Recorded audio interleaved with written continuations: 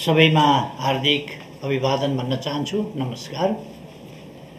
सर्वोच्च अदालत संवैधानिक इजलासबाट हिजो असार 28 गते जारी फैसलाले उत्पन्न गरेको विशेष परिस्थितिका बीच म सम्बोधनका लागि यहाँ उपस्थित भएको छु।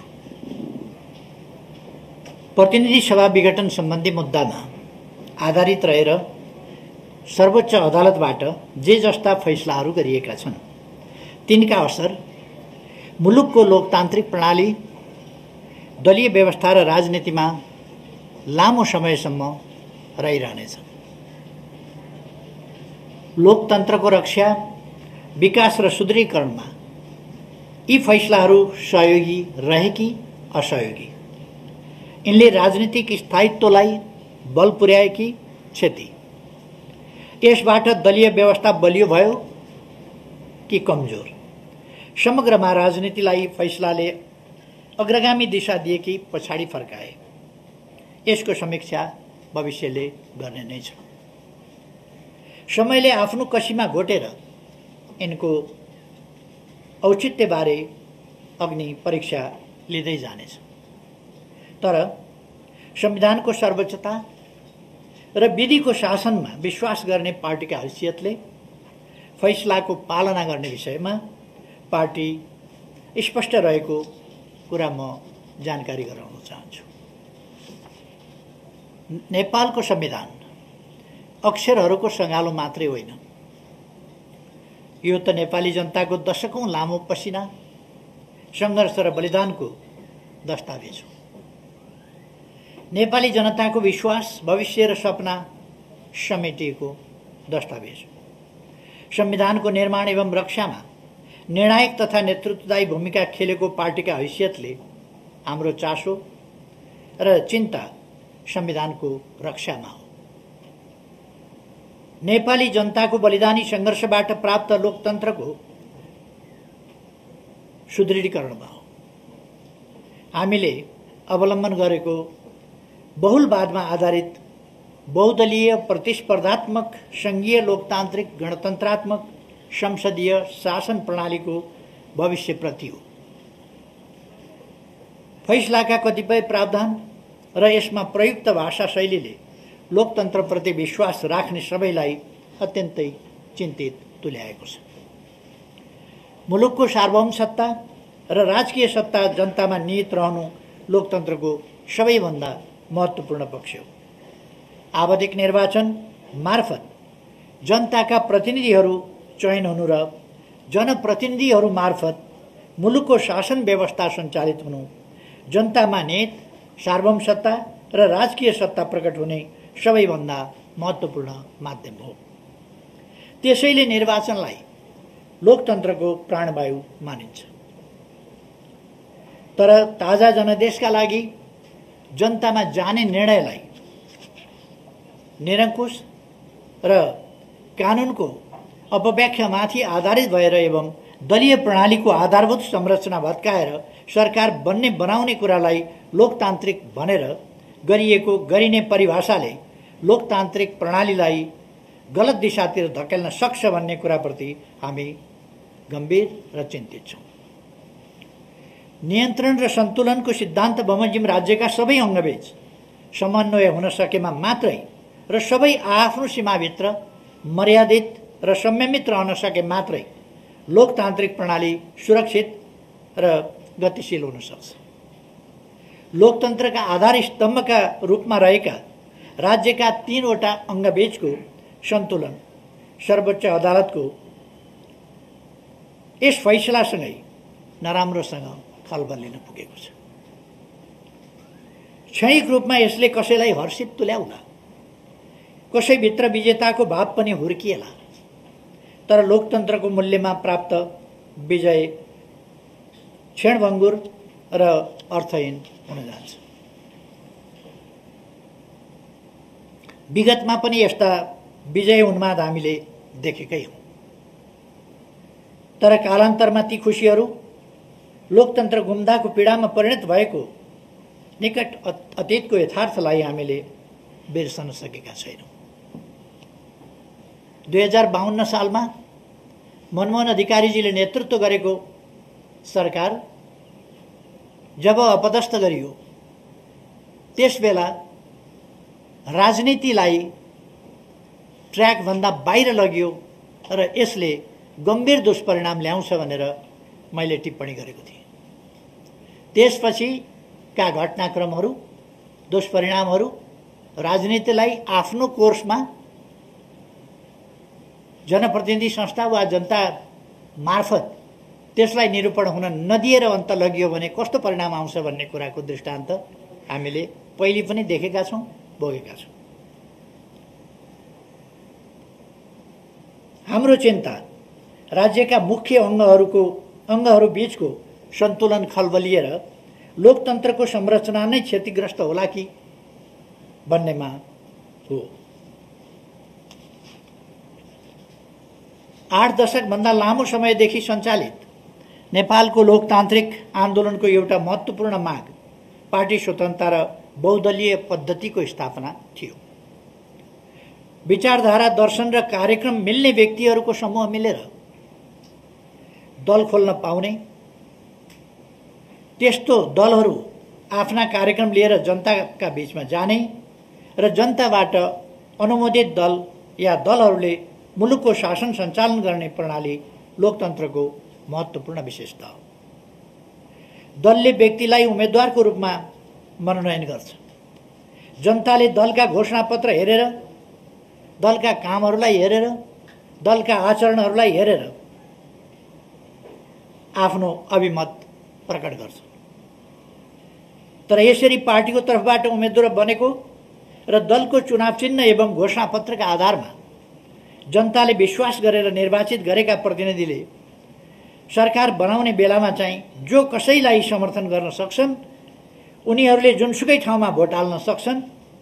त्यस्तो गर्दा उनीहरूमाथि कुनै हुइप लाग्दैन, लगाउनु हुँदैन, लगाउन पाइँदैन जस्ता कुरा र सांसदहरू दलका प्रतिनिधि मात्रै होइनन् भन्ने व्याख्याले हाम्रो दशकौं लामो सङ्घर्ष, दलीय आस्थाका लागि चुकाएको मूल्य र दलीय प्रणालीको आधारभूत प्रस्थापनालाई नै चुनौती दिने काम गरेको छ। एउटै दलका सदस्यहरू सत्ता र प्रतिपक्ष बन्ने यस्तो परिकल्पना कुनै पनि लोकतान्त्रिक प्रणालीले गर्दैन। निश्चित व्यक्तिका निश्चित आकांक्षा परिपूर्तिका लागि गरिएको संविधानको यस्तो अपव्याख्याले वस्तुतः संविधानको संशोधन गर्ने काम गरेको छ, पछि फर्किने गरी। हाम्रो लोकतान्त्रिक प्रणालीले भविष्यमा लामो समयसम्म यसले सिर्जना गर्ने राजनीतिक विकृतिहरूको मूल्य चुकाउनु पर्नेछ। राजनीति जब मूल्यहीन ढङ्गले चल्छ, विगतमा पनि 46 सालको आन्दोलन पछि पनि हामीले राजनीतिक विकृतिका विभिन्न स्वरूपहरू देखेका छौँ, जुन कुराको पुनरावृत्ति नहोस् भन्ने हामी चाहन्छौँ।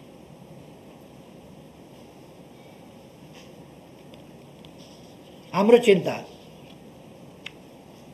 आसन्न राजनीतिक विकृति र यसले सिर्जना गर्ने जोखिमप्रति हो। राजनीतिक प्रश्नहरूको फैसला गर्ने मुख्य जिम्मेवारी दलहरूको हो, सार्वभौम सत्ता सम्पन्न जनताको हो। त्यसैले राजनीतिक प्रश्न जोडिएका मुद्दाहरूमा अदालतको अधिकतम संयमको अपेक्षा गरिन्छ। अदालतले राजनीतिक सम्बन्धमा परेका मुद्दामा प्रवेश नगर्ने भन्ने नजिर पनि बसाइसकेकै हो। पहिले अत्यधिक न्यायिक सक्रियता मार्फत प्रत्येक विषयमा हात हालेर, अझ कहिले कहिले त सन्दर्भै नभएका, मागै नगरिएका विषयहरूसम्म अगाडि बढेर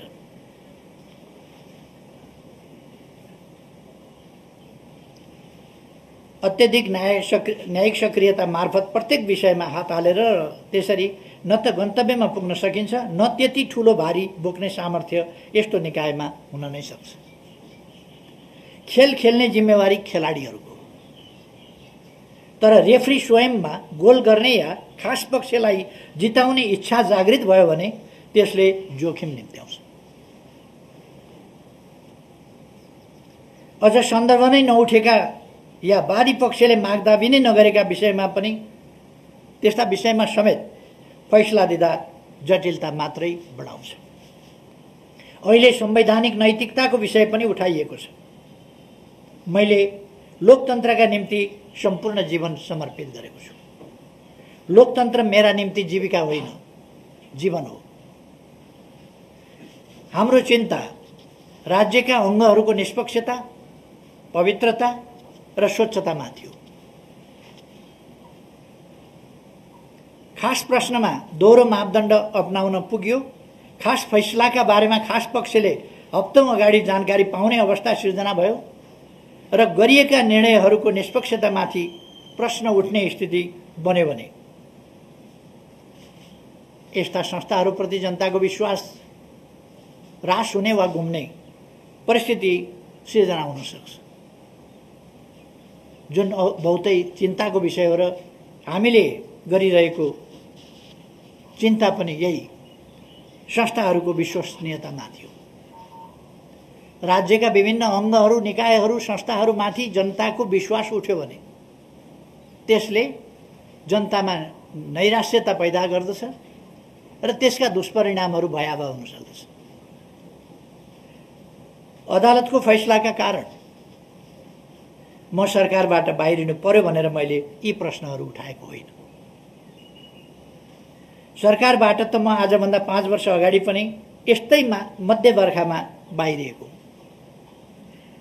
हो। त्यति बेला परिवेश भिन्न थियो। मैले त्यति बेला पनि भनेको थिएँ, कहिलेकाहीँ जनताको अपेक्षा र संसदीय अङ्कगणितका बीचमा विरोधाभास उत्पन्न हुन्छ। विरोधाभास त्यहाँ मात्रै उत्पन्न हुने रहन्छ। जनताको आकांक्षा र अरू विभिन्न प्रकारका आकांक्षाहरूका बीचमा पनि विरोधाभास पैदा हुने रहेछ।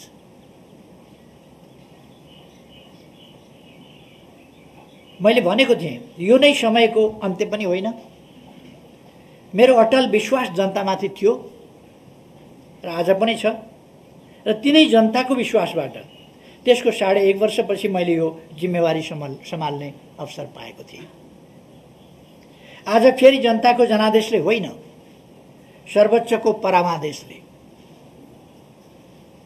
जनताको जनादेश त मेरो पक्षमा थियो, परमादेश शेरबहादुरजीको पक्षमा भयो। त्यसकारण सर्वोच्चको परमादेशका कारण मैले सरकारको जिम्मेवारीबाट बिदा लिँदैछु। सरकारबाट बाहिरिनु परेको विषयमा मलाई रत्तिभर चिन्ता छैन।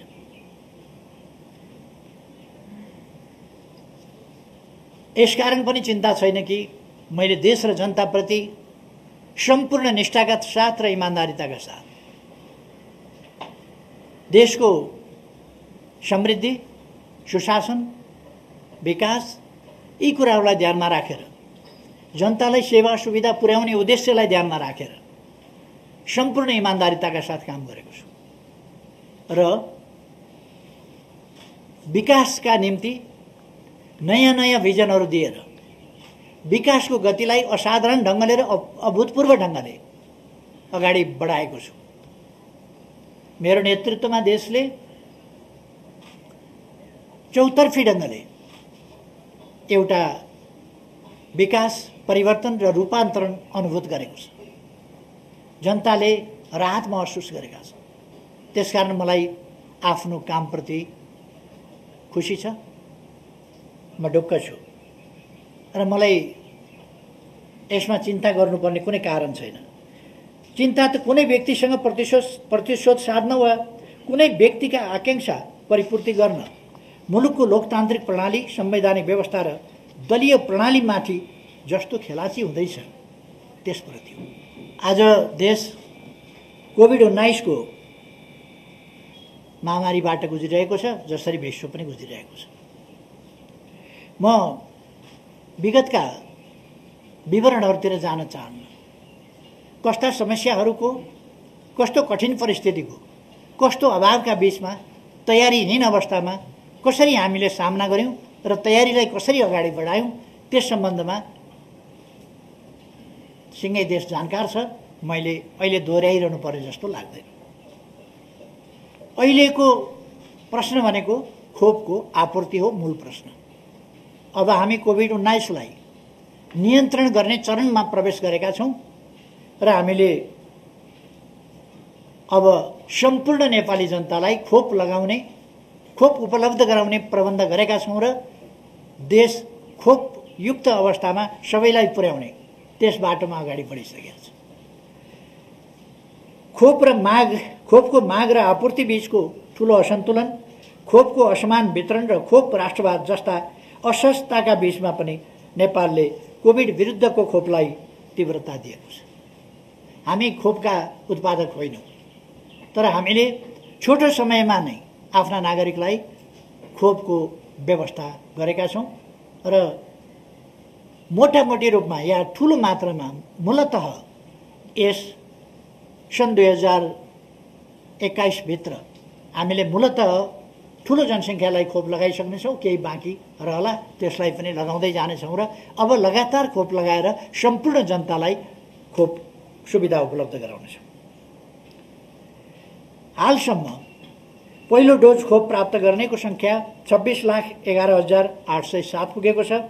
दोस्रो डोज प्राप्त गर्ने 9,32,868 पुगेको छ।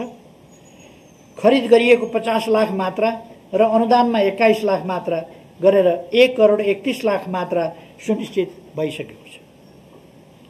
2 करोड भन्दा बढी मात्रा खोप खरिदको प्रक्रिया टुङ्गो लागेको छ।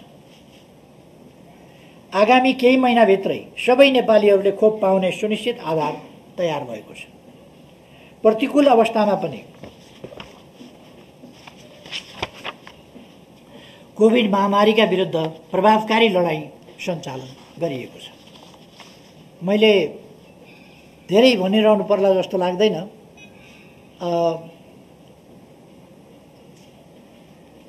हामीले भारतबाट अनुदान 10 लाख र 1 लाख गरेर 11 लाख डोज प्राप्त गर्यौँ र चीनबाट र 10 लाख थप खरिद गर्यौँ।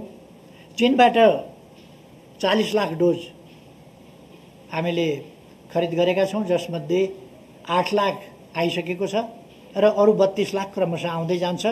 खोप लगातार हामी लगाउँदै जान्छौँ र खोप आउँदै पनि जान्छ।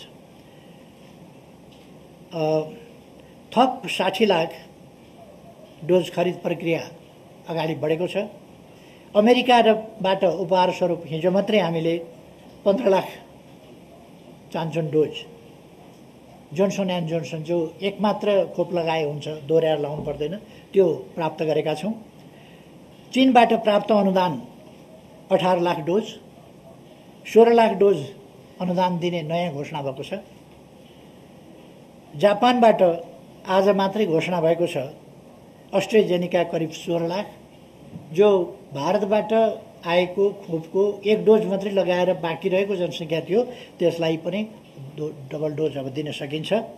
कोभ्याक्स अन्तर्गत 3,48,000 आएको छ र 3,50,000 आउँदैछ।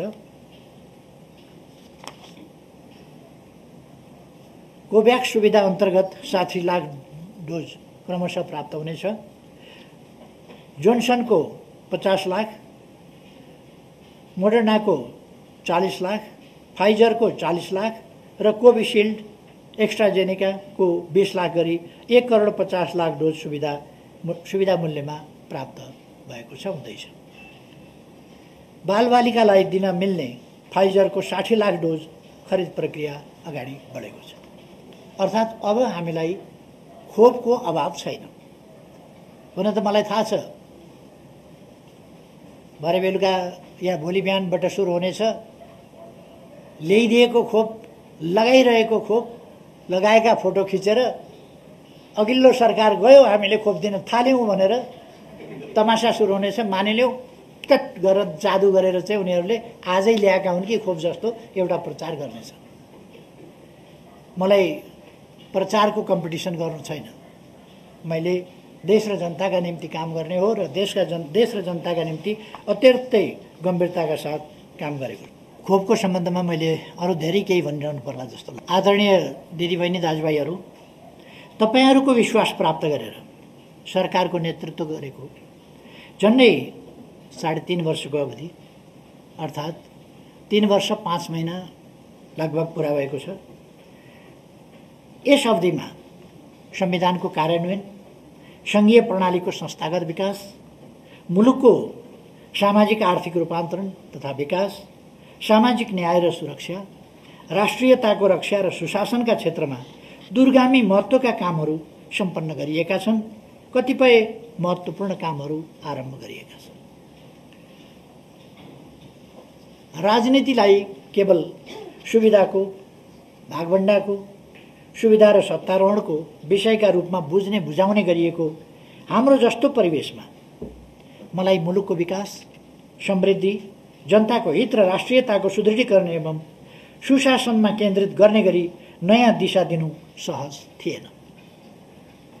यसो गर्न खोज्दा मैले पटक पटक आफ्नै भित्र र बाहिरबाट सिर्जित अवरोध, घेराबन्दी र षड्यन्त्रको सामना गर्नु पर्यो। सरकारलाई काम गर्न नदिने, सरकारलाई असफल बनाउने, सरकारले गरेका कामहरू ओझेलमा पार्ने, उपलब्धिहरू ओझेलमा पार्ने, नकारात्मक ढङ्गले जुनसुकै कुरा पनि चित्रण गर्ने प्रवृत्तिहरूको शिकार हुनु पर्यो। त्यो बाहिरबाट मात्रै होइन, आफ्नै भित्रबाट समेत शिकार हुनु पर्यो। ती सबको सामना गर्दै हामीले गरेका कामहरूले मुलुकमा समृद्धिको बलियो आधारशिला भने खडा गरेका छन्। यस अवधिमा नेपालको संविधान पूर्ण कार्यान्वयनमा आएको छ। यसका लागि 50औं कानुनहरूको निर्माण र 100औं कानुनहरूको परिमार्जन गरिएको छ। झन्नै शून्यबाट सुरु गरेर सङ्घीयतालाई संस्थागत र सुदृढीकरण गरिएको छ। आवश्यक कानुनहरूको निर्माण, कर्मचारीहरूको विन्यास, वित्तीय हस्तान्तरण, भौतिक पूर्वाधारहरूको निर्माण र अन्य आधारहरू तयार गरेर तीनै तहका 761वटै सरकारहरूलाई पूर्ण रूपमा सक्रिय र कामकाजी बनाइएको छ। संविधान जारी भएको छोटो अवधिमै सङ्घीयताको सफल कार्यान्वयनमा नेपाल अग्रस्थानमा स्थापित भएको छ। पृथकतावादी अभियान चलाइरहेको समूह उक्त बाटो छोडेर राष्ट्रिय अखण्डताको पक्षमा उभिन आइपुगेको छ। हिंसाको बाटो हिँडिरहेका समूह हिंसा परित्याग गर्दै आफ्ना सबै राजनीतिक गतिविधिहरू शान्तिपूर्ण ढङ्गले सञ्चालन गर्न सहमत भएका छन् र शान्तिपूर्ण राष्ट्रिय राजनीतिको मूलधारमा समावेश भएको छ। संविधानको सर्वस्वीकार्यता स्थापित भएको छ। मुलुकलाई हिंसात्मक द्वन्द्वबाट मुक्त गरिएको छ र पृथकतावादलाई अन्त्य गर्दै राष्ट्रिय अखण्डतालाई सुदृढ गरिएको छ। संविधानसँग असहमत सबै समूह संविधानको पक्षमा उभिन आइपुगेका छन्। अर्थात् यसबीचमा राष्ट्रका प्रमुख राजनैतिक समस्याहरू, वास्तविक समस्याहरू समाधान गरिएको छ। मैले माथि नै भने पृथकतावाद सम्बन्धी, हिंसा सम्बन्धी, संविधानको सर्वस्वीकार्यता सम्बन्धी जुन राजनीतिक समस्याहरू थिए ती समस्याहरू समाधान गरिएको छ। नेपाल अल्पविकसितबाट विकासशील देशमा स्तरोन्नतिका लागि सिफारिस भएको छ। विकास निर्माण सम्बन्धी विषयमा मैले पटक पटकको सम्बोधन मार्फत स्पष्ट पारिसकेको छु। फेरि मैले धेरै दोहोऱ्याउनु परेन। अघिल्ला सम्बोधनभन्दा यता थुप्रै कामहरू भएका छन्। मैले भनिरहनु नपर्ला, ती सम्बोधनभन्दा यता नै थुप्रै कामहरू, नयाँ कामहरू भएका छन्, जसमध्ये हामीले थुप्रै कामहरू पुरा गरेर उद्घाटन नै गरेका छौँ। त्यसमा सबभन्दा महत्त्वपूर्ण कुरा अप्पर तामाकोशीलाई लिन सकिन्छ। 450 मेगावाट जलविद्युत आयोजना शुभारम्भ भएको छ र त्यसै गरेर तत्सम्बन्धमा खिम्ती को सब स्टेसन जो ढल्केभरभन्दा अर्को दोस्रो सब स्टेसन हो, त्यो तयार भएको छ। र अर्को महत्त्वपूर्ण कुरा, कर्णालीका 5वटा जिल्लामा ग्रिडबाट विद्युत पुगेको थिएन। अहिले हामीले कर्णालीमा विद्युत पुर्याएका छौँ। अब कालीकोटमा विद्युत पुगेको छ र त्यसै गरेर जुम्लामा पनि विद्युत पुगेको छ।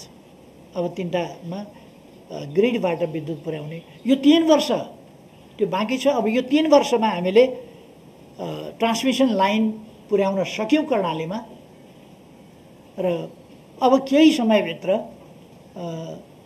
हुम्लाको सदरमुकाम सिमेकोट सडक सञ्जालबाट जोडिँदैछ। यसरी हामीले असाधारण सफलता प्राप्त गरेका छौँ। आदरणीय दिदीबहिनी तथा दाजुभाइहरू, यस बीचमा हाम्रो देश बाढी पहिरोबाट नराम्ररी आक्रान्त भएको छ। धेरैले जीवन गुमाउनु परेको छ। यति बेला म कोभिड-19 बाढी पहिरोबाट जीवन गुमाउनु हुनेहरू सबै दाजुभाइ दिदीबहिनीहरूप्रति हार्दिक श्रद्धासुमन अर्पण गर्न चाहन्छु। घाइते हुनुहुन्छ जो उहाँहरूको शीघ्र स्वास्थ्य लाभको कामना गर्न चाहन्छु र सम्पूर्ण उपचारको व्यवस्था सरकारले गरिआएको छ। परीक्षण उपचार सबै व्यवस्था सरकारले गरिआएको छ। अब पनि त्यो कुरालाई जारी राख्नेछ। बाढी पहिरोको सम्बन्धमा हामीले तत्काल उद्धारका कामहरू हेलिकप्टर, सेना, प्रहरी, सशस्त्र प्रहरी, राष्ट्र सेवक कर्मचारीहरू, जनप्रतिनिधिहरू, पार्टीका राजनीतिक दलका कार्यकर्ताहरू, सांसदहरू लगायतका सबै जनप्रतिनिधिहरू र विभिन्न समाजसेवी परोपकारी सङ्घ संस्थाहरू समेतको अत्यन्त उत्साहजनक सहभागितामा हामीले बाढी पहिरो जस्ता कुराहरूको अभर परेका ठाउँहरूमा उद्धार कार्य पुर्याएका छौँ र राहत वितरणका कामहरू पनि भएका छन्। पछिल्लो समयमा अस्ति केही दिन अगाडि मात्रै कति हो 26 या 27 गते कति म मेलम्ची 27 गते 26 गते पर्यो। 26 गते म मेलम्ची आफै हेर्न गएको थिएँ र मैले त्यहाँ हालका लागि उहाँहरूले 1000 बन्डल जस्ता पाताको माग गर्नुभएको थियो अस्थायी प्रबन्धका लागि। मैले पुग्दो गरी तपाईँहरू प्रयोग गर्नुहोस् जस्ता पाताहरू भनेर 1500 बन्डल जस्ता पाताहरू उहाँहरूलाई उपलब्ध गराउने घोषणा गरेको छु र अस्थायी प्रबन्धका लागि 50,000 रुपैयाँ हरेक परिवारलाई अस्थायी प्रबन्धका लागि उपलब्ध गराउने र यसपछि हिमाली भेगमा 5 लाख, पहाडी क्षेत्रमा 4 लाख र तराईमा 3 लाखका दरले यस्ता प्राकृतिक विपत्तिहरूमा परेका जनतालाई सहयोग उपलब्ध गराउने पनि सरकारको घोषित नीति नै रहेको कुरा पनि म जानकारी गराउन चाहन्छु। हामी पुनर्निर्माणका काममा लागेका छौँ। मेलम्चीको मुहानमा समस्या परेको छ र त्यो समस्या हामी छिटै अन्त्य गर्ने र यसै वर्षभित्र भनेको सन् 2021 भित्रै मेलम्चीको पानी पुनः काठमाडौँ ल्याउने हामीले प्रबन्ध गरेका छौँ र पुनर्निर्माणको कामलाई सुरक्षित पुनर्निर्माण त्यसमा हामी ध्यान दिनेछौँ भन्ने कुरा म जानकारी गराउन चाहन्छु। आदरणीय दाजुभाइ दिदीबहिनीहरू, आजको अवस्था भनेको देश कोभिड-19बाट त्यसको महामारीको मारबाट आक्रान्त भइरहेको यो अवस्था, प्राकृतिक विपत्ति त्यस्तै गरेर बाढी पहिरो जस्ता कुराहरूबाट आक्रान्त भइरहेको अवस्था, हामीले देशलाई समय खर्च नगरिकन संवैधानिक कानुनी हिसाबले एकताबद्ध भएर एकताका साथ राष्ट्र निर्माणको काममा अगाडि बढ्नुपर्ने, विकासको काममा अगाडि बढ्नुपर्ने आजको आवश्यकता हो। तर मलाई दुःख लाग्छ यस्तो अवस्थामा द्वन्द्व बढाउने, परस्परमा असमझदारी, घृणा बढाउने र त्यो असमझदारी र घृणाबाट मुलुकलाई द्वन्द्वतर्फ धकेल्न खोज्ने प्रयासहरू भइरहेका छन् र एउटा गम्भीर षड्यन्त्र लोकतन्त्रका विरुद्ध भइरहेको छ। म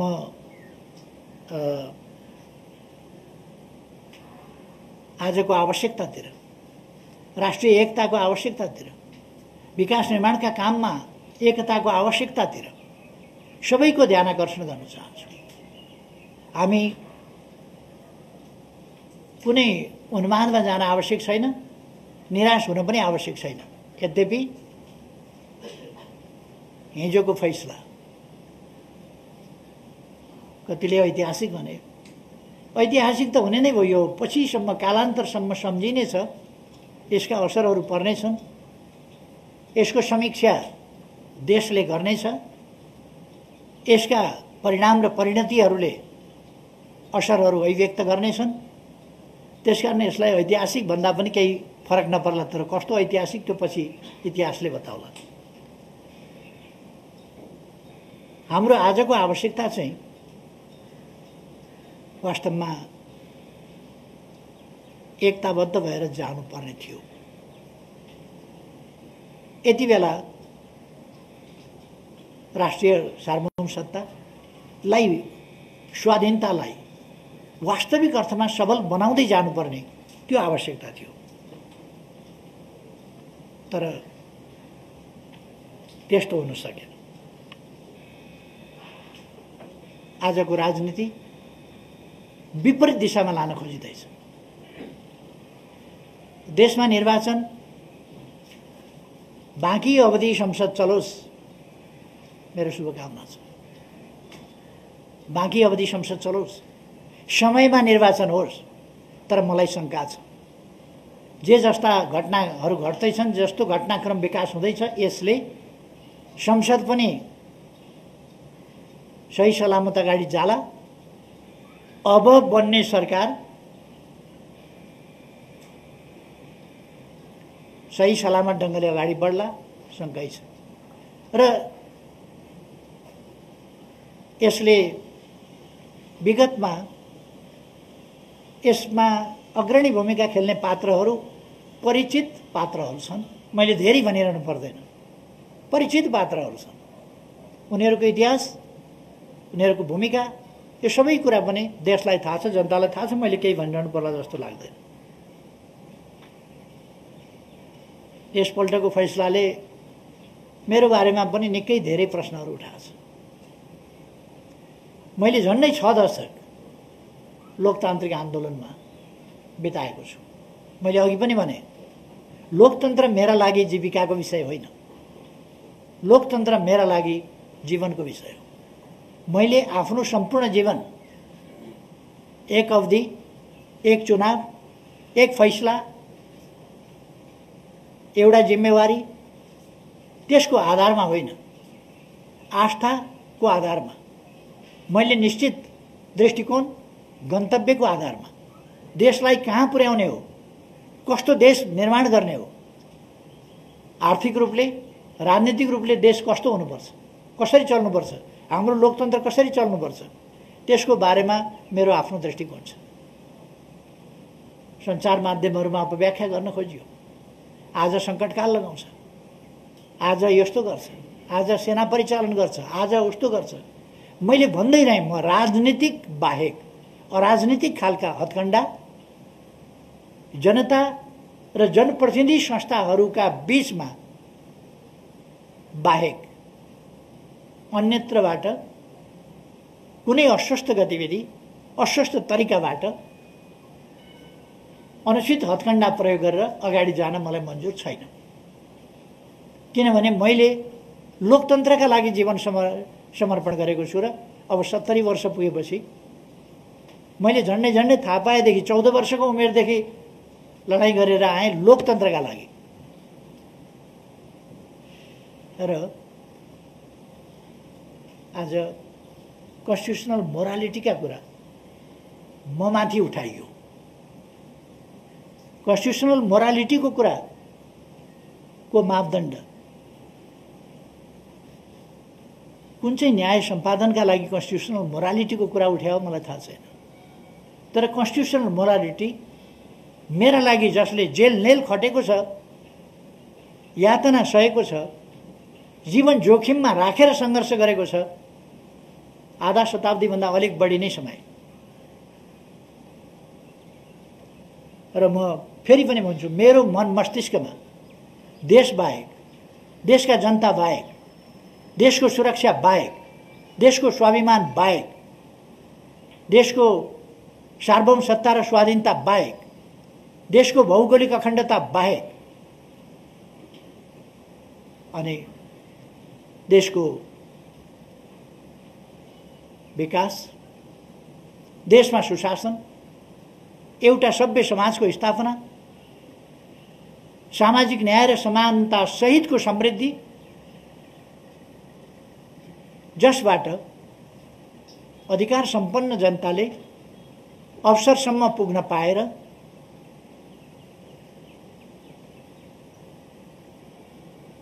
निर्भय जीवन बाँच्न पाउने, निर्भय जीवन बाँचेर सम्मानजनक ढङ्गले समान हैसियतमा बाँच्न पाउने अधिकार राखौँ। त्यो स्थिति निर्माण गर्न सकियोस् र नेपाललाई सुखी नेपालीको देश बनाउन सकियोस्। सुन्दर, समृद्ध, सुशासनयुक्त, सुसभ्य देश होस् र सुखी नेपाली जनता हौँ। यसका निम्ति लोकतान्त्रिक प्रणाली चाहिन्छ। त्यस्तो प्रणाली चलाउन लोकतान्त्रिक संविधान र कानुन चाहिन्छ। त्यसलाई सञ्चालन गर्न त्यो संविधान बमोजिम अगाडि बढ्ने इमानदार अठोट चाहिन्छ। त्यो बाहेक मेरो मन मस्तिष्कमा केही पनि रहेन। मैले आफ्नो स्वार्थलाई महत्त्व दिनुपर्ने कहिल्यै परिस्थिति पनि बनेन र म दिँदा पनि दिन्न। म देशवासी सम्पूर्ण दिदीबहिनी दाजुभाइहरूमा भन्न चाहन्छु, म सरकारमा जाँदा होस्, सरकारमा बसेर काम गर्दा होस् अथवा सरकारबाट जनताले हटाएको होइन मलाई। फेरि पनि म भन्न चाहन्छु, जनताको बीचमा जाने दिन आओस्, त्यति बेला यी कुराहरूको फैसला जनताले दिनेछ। आज म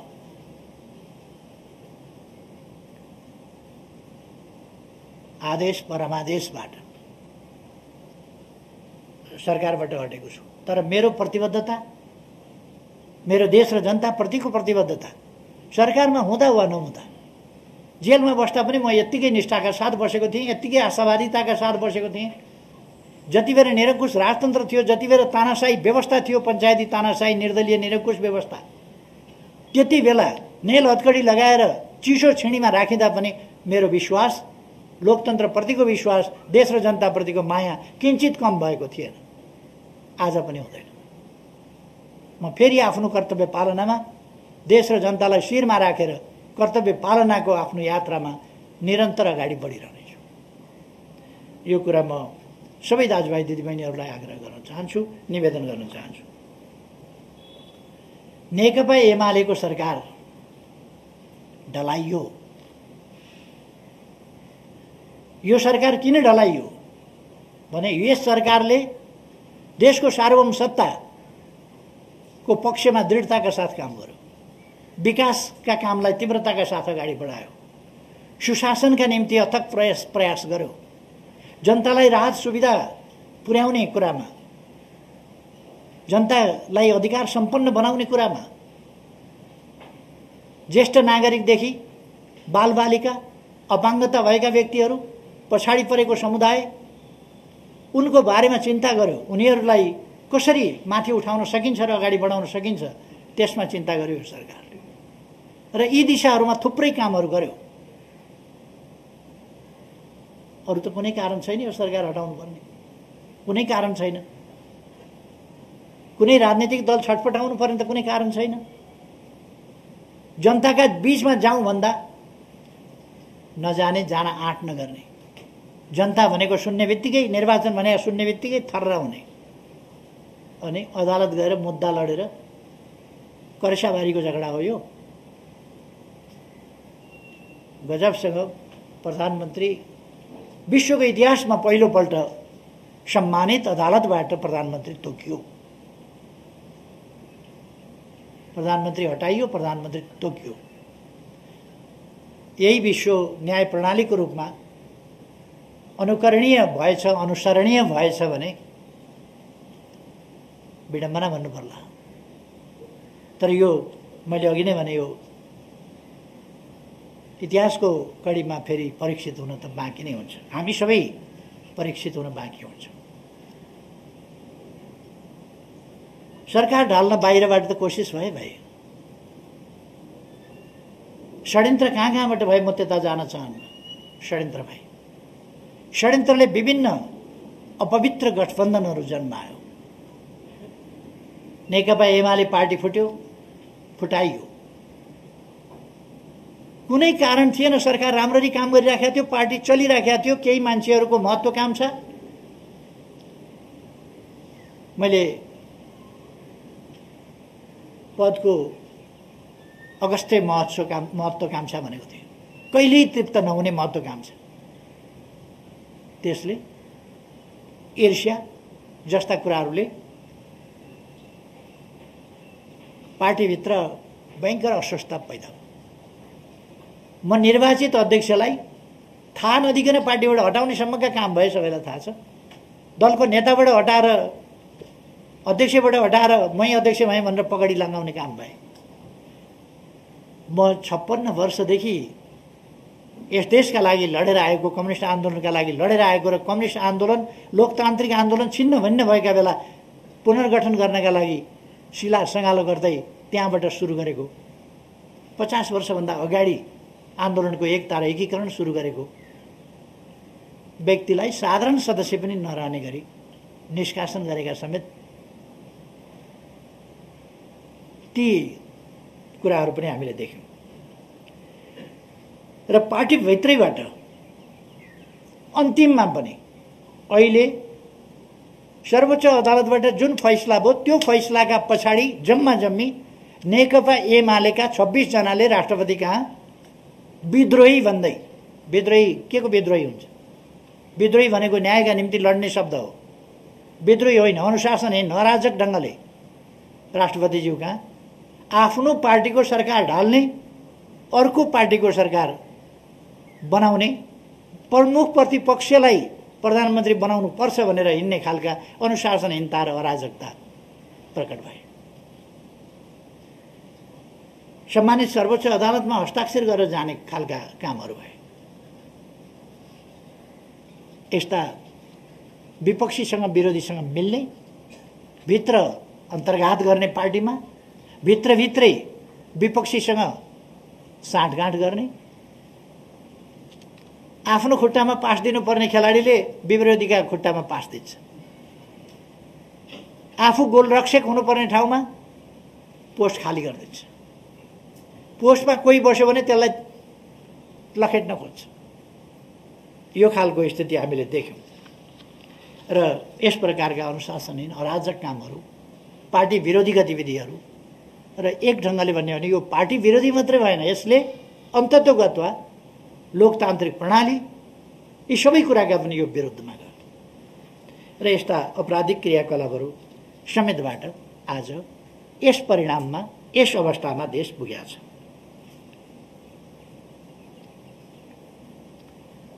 राष्ट्रमा एउटा उत्साह आएको थियो, विकास हुन सक्ने रहेछ, हामी गर्न सक्ने रहेछौँ, हामीले देशलाई सुरुङ युगमा प्रवेश गरायौँ, हामीले तुइनहरू विस्थापित गर्यौँ, धेरै ठुलो मात्रामा बाटाहरू बनायौँ, हाइवेहरू बनायौँ, सडक पुलहरू बनायौँ, स्कुलहरू बनायौँ, कलेजहरू बनायौँ, पुनर्निर्माणका विशाल कामहरू गऱ्यौँ। र यो सबै देख्दाखेरि विकास हुन सक्ने रहेछ भनेर विश्वास जनतामा पलायो। त्यो विश्वास, त्यसबाट आत्तिएकै तत्त्वहरूले यो सरकार लोकप्रिय हुन थाल्यो, यसले विकास गर्यो भनेर यसका विरुद्ध विषमन गर्ने, अफवाह फैलाउने, झुटा कुराहरू प्रचार प्रसार गर्ने क्रियाकलापहरू मचाइरहे, जसले गर्दाखेरि आज जनतामा अलिकति केही अन्यल भ्रम पार्ने कोसिस भएको छ। कति पर्छ त्यो आफ्नो ठाउँमा होला। र म भन्न चाहन्छु, हामी जनतालाई अन्यलमा पर्न, भ्रममा पर्न दिँदैनौँ। कुनै पनि हिसाबले यस देशको सार्वभौमसत्ता, यस देशको स्वाधीनता, यस देशको भौगोलिक अखण्डता, यस देशको राष्ट्रिय हित, लोकतन्त्र, लोकतन्त्रका मूल्य मान्यता सहितको लोकतन्त्र, लोकतन्त्र सजीव अभ्यास सहितको लोकतन्त्र, यसमा हामी पछाडि पर्न दिँदैनौँ। हामीले थालेका विकास प्रयासहरूका अभियानहरूलाई किञ्चित हामी अल्पत्र पर्न दिँदैनौँ। हामी प्रतिपक्षमा भएर पनि खबरदारी गरिरहन्छौँ। तर प्रतिपक्षमा बस्ने म्याद पनि बेसरी नै भएदेखि 1.5 वर्ष न होला। त्योभन्दा अगाडि त कसैले रोक्ने ठाउँ त छैन होला। फेरि जनताका बिचमा जानुपर्ने होला। हाम्रो रोडम्याप, हामी फेरि पनि देशप्रति जिम्मेवार छौँ, लोकतन्त्रप्रति जिम्मेवार छौँ। र मैले सुरुमै भने हामी विधिको शासनमा विश्वास गर्ने, शक्ति पृथकीकरणको सिद्धान्तमा विश्वास गर्ने, स्वतन्त्र न्यायपालिकाको सिद्धान्तमा विश्वास गर्ने। कति बेर के फैसला भयो एउटा एकाध फैसलाको कुराबाट हामी विचलित हुँदैनौँ। र यसलाई कुनै हिसाबले कहीँ तलमाथि परेको छ भने त्यसलाई सच्याउँदै अगाडि बढ्नुपर्छ आगामी दिनमा भन्ने ठान्छौँ। र अदालतको फैसला अनुचित छ, हाम्रा विरुद्ध छ, संवैधानिक हिसाबले हेर्ने हो भने त्यो उपयुक्त छैन। र जे भए पनि अदालतको फैसलालाई मानेर त्यसलाई कार्यान्वयन गरेर हामी अगाडि बढ्छौँ। म पार्टीका कार्यकर्ता साथीहरूलाई यस बीचमा आग्रह गर्न चाहन्छु, धैर्यता संयम गुमाउने होइन, आत्मविश्वास कम हुन दिने होइन। हामी देश र जनताप्रति समर्पित शक्ति हौँ। देश र जनताको रक्षा गर्ने, लोकतन्त्रको रक्षा गर्ने, संविधानको सजीव रक्षा, सजीव कार्यान्वयन र त्यसको समयानुकूल विकास गर्दै जाने अभिभारा हाम्रो काँधमा छ। समृद्ध नेपाल र सुखी नेपाली हामीले राष्ट्रिय आकांक्षा भनेका छौँ। त्यो आकांक्षा पूरा गर्ने अभिभारा हाम्रो काँधमा छ। त्यसकारण म पार्टीका कार्यकर्ताहरूलाई आग्रह गर्न चाहन्छु, सबै पार्टीका कार्यकर्ताहरूलाई पनि भन्न चाहन्छु, युवा पङ्क्तिलाई भन्न चाहन्छु, युवा पिँढीलाई भन्न चाहन्छु, यो देश युवा पिँढीको, यो देश आगामी पुस्ताको, यो देश भोलिको पुस्ताको हो। त्यसकारण भोलि हामीले, हाम्रा सन्ततिले फेरि हामीले जस्तै कठोर सङ्घर्ष गर्न नपरोस्, यसका निम्ति हामीले एउटा मजबुत आधार छोडेर जाउँ, एउटा सुन्दर विकसित समाज निर्माण गरेर जाउँ। त्यसका निम्ति हामी सबै हरेस खाएर होइन, उच्च मनोबल राखेर अगाडि बढौँ भन्ने म आह्वान गर्न चाहन्छु। हामीले राष्ट्रिय एकतालाई मजबुत बनाउनुपर्छ। म सबैलाई आग्रह गर्न चाहन्छु यस घडीमा कि हामी विभिन्न ढङ्गले अनेक प्रकारका हाम्रा विविधताहरूलाई अनेक शक्तिले उछाल्न सक्छन्। विविधता हाम्रो सम्पन्नता हो, समृद्धि हो, सम्पदा हो। तर हामीले त्यस कुरालाई वैमनस्यता, लडाइँ झगडाको विषय बनाउनु हुँदैन। त्यो समृद्धिलाई हामीले सम्पदाको रूपमा प्रयोग गरेर एकताबद्ध बनाउनुपर्छ र हाम्रो राष्ट्र एकताबद्ध भएर अगाडि बढ्नेछ। एकताबद्ध बनाएर अगाडि बढाउनुपर्छ। हामीले एकताबद्ध राष्ट्र, सुदृढ राष्ट्र, त्यसका निम्ति योगदान गरौँ र लोकतन्त्रको रक्षा गर्दै अगाडि बढ्न म फेरि एकपल्ट सबैमा हार्दिक आग्रह अनुरोध गर्न चाहन्छु। र अन्त्यमा यस अवधिमा हामीलाई साथ सहयोग र उत्साह प्रदान गर्ने सम्पूर्ण दाजुभाइ दिदीबहिनीहरूप्रति हार्दिक आभार व्यक्त गर्न चाहन्छु।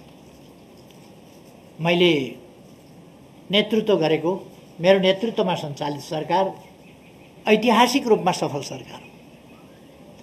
यसको सफलतामा धेरैको योगदान छ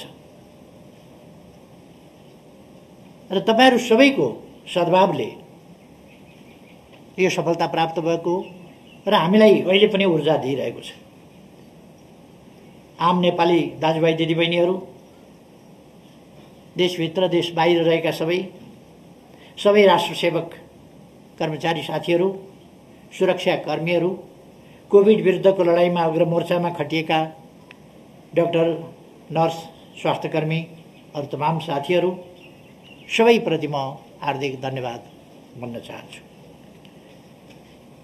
हाम्रो विकास प्रयासमा निरन्तर सहयोग दिने मित्र राष्ट्रहरू र त्यहाँका राष्ट्र प्रमुख, सरकार प्रमुखहरूप्रति पनि म हार्दिक धन्यवाद भन्न चाहन्छु। अहिले भर्खरै मैले कोभिड-19 सम्बन्धमा त्यसको विरुद्धमा खोपको कुरा गरेँ। यदि मित्र राष्ट्रहरूको साथ सहयोग हुँदैन थियो भने, उहाँका राष्ट्र प्रमुख, सरकार प्रमुखहरूको साथ सहयोग हुँदैन थियो भने यो सफलता हामीले प्राप्त गर्न सक्दैनथ्यौँ। त्यसकारण म सबैप्रति आभार व्यक्त गर्न चाहन्छु। लोकतन्त्रको रक्षा र सुदृढीकरणका लागि हामी 24 घण्टा सजग भएर अब पनि खडा हुनेछौँ। थालिएका अग्रगामी कदमहरूको निरन्तरताका लागि खबरदारी गरिरहनेछौँ। मुलुकलाई अस्थिरतातिर, अर्थतन्त्रलाई ओह्रालो दिशातिर, जनतालाई अन्धकारतिर र संविधानलाई सङ्कटतिर धकेल्ने प्रयासका विरुद्ध हामी चट्टान बनेर उभिनेछौँ। मेरो पूर्ण विश्वास छ मुलुकले सुरु गरेको अग्रगतितिरको यात्रा कसैले पनि बिथोल्न सक्ने छैन र हामी त्यो बिथोल्न दिने पनि छैन। बादलले एकछिन अँध्यारो पार्न सक्ला, घामलाई छेक्न सक्ला, तर सूर्यको प्रकाशलाई कसैले पनि निस्तेज पार्न सक्दैन। नेपाललाई समृद्ध र नेपाली जनतालाई सुखी बनाउने महान अभियानमा म र मेरो पार्टी सधैँभरि अग्रमोर्चामा डटिरहनेछ। एकछिन बादल लागेको छ, फेरि सूर्य बादल हटाएर उदाउनेछ। सबैमा धेरै धेरै धन्यवाद।